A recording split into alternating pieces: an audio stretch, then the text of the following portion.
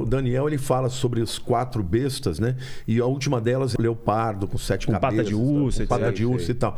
E um artista mexicano doou aquela figura, colocou na frente da ONU. Como um símbolo da liberdade e da paz símbolo mundial. da liberdade e da paz mundial. Porque nós precisamos, para que haja o cumprimento das profecias, que haja um colapso econômico no mundo. Isso tudo é uma cortina de fumaça do ponto de vista espiritual, porque, na minha opinião, o que vai de fato acontecer é esse conflito acabar se voltando contra Israel. Recentemente tiveram também aqueles monumentos em frente à ONU, com um leopardo. É exatamente a figura de Daniel do Apocalipse, né? Qual que é a figura? Ele fala o quê? Porque no Daniel, ele fala sobre as 4 bestas, né? E a última delas é um leopardo com 7 cabeças. Pata de urso, com pata de urso e tal. E um artista mexicano doou aquela figura, colocou na frente da ONU. Como um símbolo da liberdade e da paz mundial. Da liberdade e da paz mundial. Ou seja, eu acredito que eles estão avisando os seus adeptos que está chegando a hora.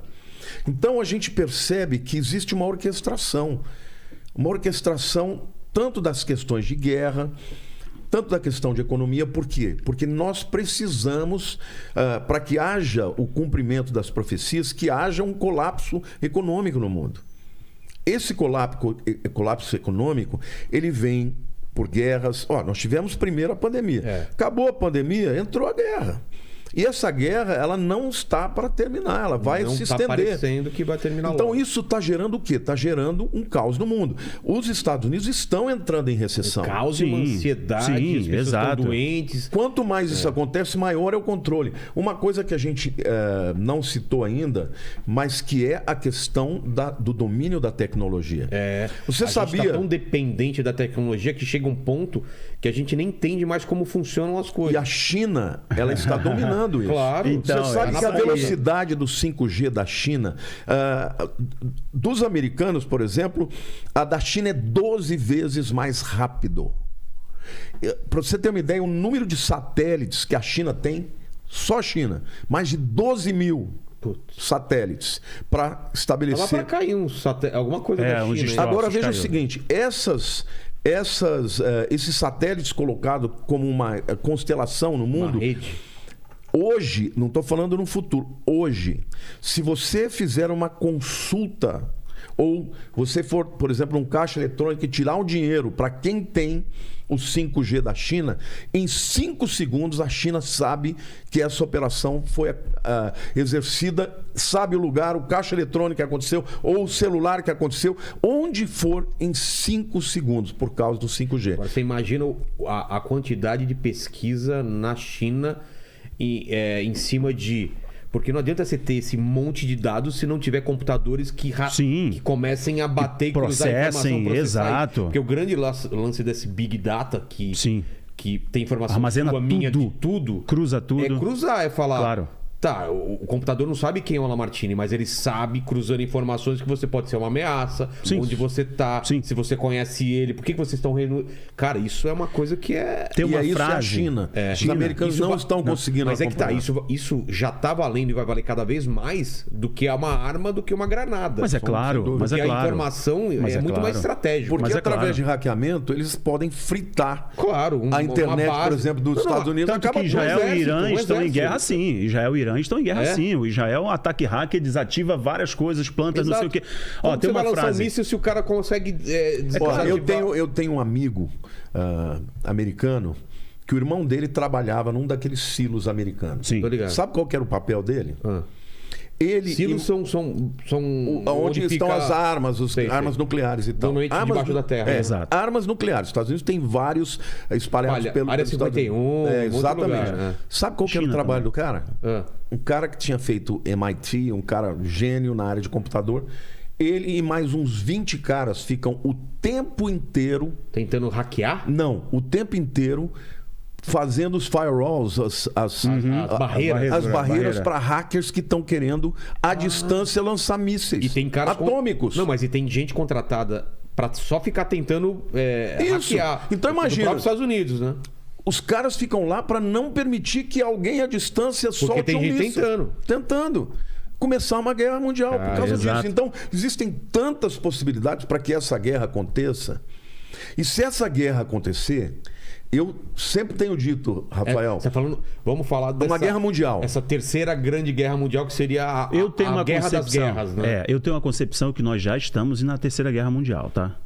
Nós já estamos em guerra. Essa guerra é uma guerra de quinta geração, quinta geração da guerra. Ela é diferente. Então, mas... Não há uma declaração oficial entre potências diretamente envolvidas em um conflito. Elas usam território por procuração, como é o caso da Ucrânia. Entendi.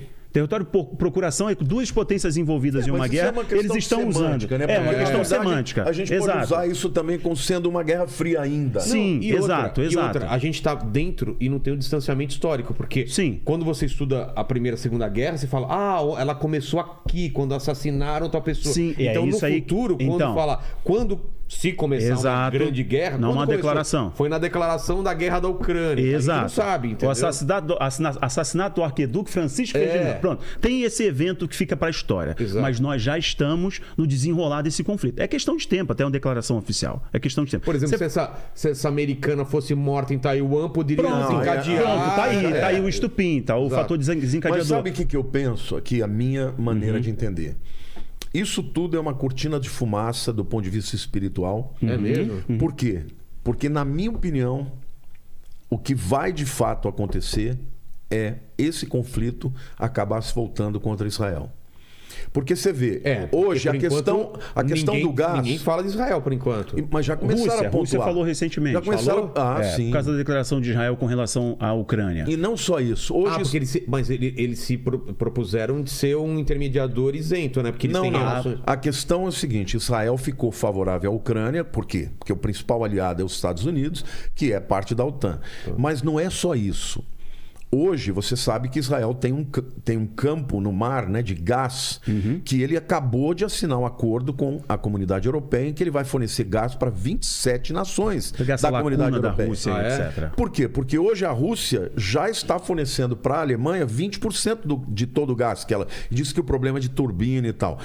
Sabe o que aconteceu? Em seguida, o Hezbollah, que é um grupo terrorista que está ali no Líbano, falou, nós temos mísseis para destruir os campos de gás de Israel. Nós podemos destruir Israel inteiro.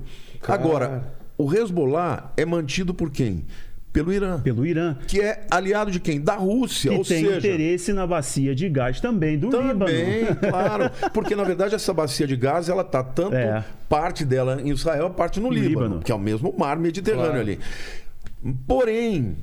Enquanto Israel ficou só na declaração, o que o Putin fez? Primeiro ele desativou uma agência muito importante que existia desde os anos 80 para levar os judeus da Rússia para Israel, para fazer aliar. Ele acabou com isso, dando um sinal, não se meta. Mas quando Israel já assinou o acordo, falou, eu vou fornecer o gás para que vocês não dependam simplesmente da Rússia... Quem que falou? Foi a Rússia? Não. Foi o Hezbollah, que está no Líbano. Mas ele pode estar falando depois de ter falado com o Putin, né? Isso. Bem provável. Bem provável. O que acontece? Numa hora dessa, se uma guerra, uma bomba solta ali e a Rússia começa a querer retaliar e vem para cima de Israel, a profecia de Ezequiel 38 se cumpre. Gog e Magog.